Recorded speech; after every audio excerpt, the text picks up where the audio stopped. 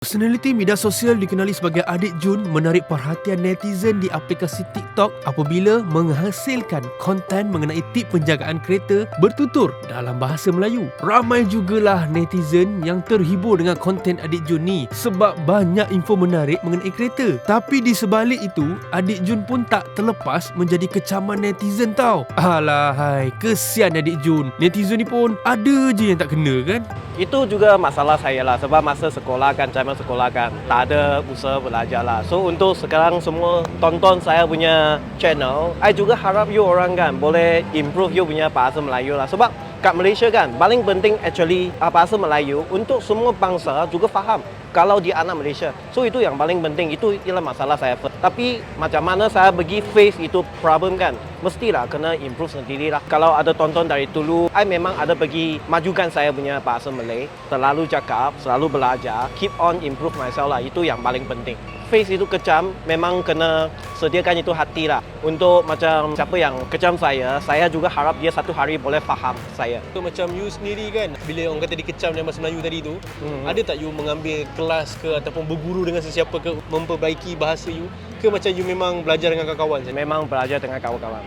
Sebab kan, kalau I pergi kelas kan, I memang I tahu, I juga sangat faham saya sendiri. I akan tak fokus lah. Tapi kan, waktu kita keep on cakap, macam selalu tanya itu perkataan macam mana, lepas tu macam mana guna perkataan tu, akan improve lah I rasa.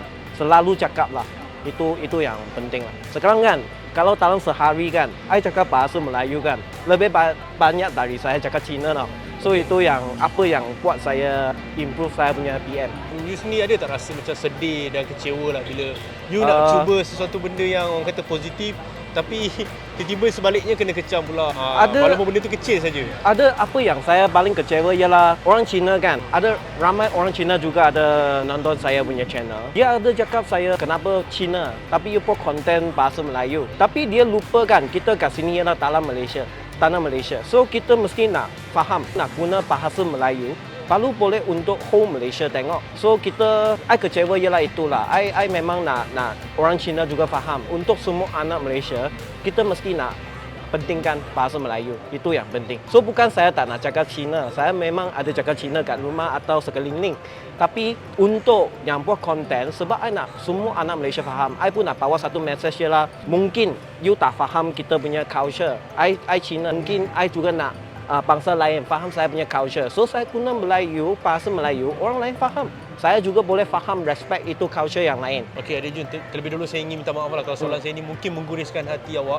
Adakah bila komen yang dilemparkan oleh individu yang berbangsa Cina tersebut, adakah yang dia macam berbau resis? Apa komen you sendiri bila ada komen sedemikian? Memang dalam dunia ini ramai orang racist lagi. I pun selalu ada buat konten jangan racist. Benda ini yang paling penting lah. Sebab kita kan sama kat tanah sini sudah berapa tahun? 65 tahun kan? 65 tahun Malaysia sudah jadi Melaya kan dulu. Sekarang sampai Malaysia sudah 65 tahun. Kita kena accept kita kat tanah ini, kita semua ialah sama manusia dalam sini. Kita kena kumpulkan kita sendiri baru boleh fight negara lain punya itu mungkin maju ke atau teknologi kita ke. Kita lebih bagus kita pergi fokus buat macam ini. Bukan main rakyat-rakyat punya racist ke, I tak suka bangsa ini ke, tak suka bangsa ini ke. Janganlah. Kalau ada permintaan daripada peminat you lah khususnya yang mahukan you buat konten supaya menyatu padukan kita satu bangsa, satu kaum, supaya orang kata hidup lagi harmoni di negara Malaysia ni. Memang jadi, saya ada macam buat. mana? Memang you saya akan teruskan lagi? Memang teruskan lagi. Walaupun ada orang tak suka, mungkin cakap, kenapa I nak buat konten yang macam tu. Mungkin nak pancing satu bangsa je. I nak bawa punya information. Memang I nak bawa satu information yang bagi semua orang faham. Dalam tanah ini, Malaysia, untuk ada berbilang gaung. Berbilang gaung ini, semua pun ada culture sendiri. Bukan you saja, you kena faham. Sekarang kan, kat Malaysia, semua orang faham bahasa Melayu. So, kita bawa bahasa Melayu punya konten, kita nak untuk semua kaum juga faham apa yang culture sekeliling kita.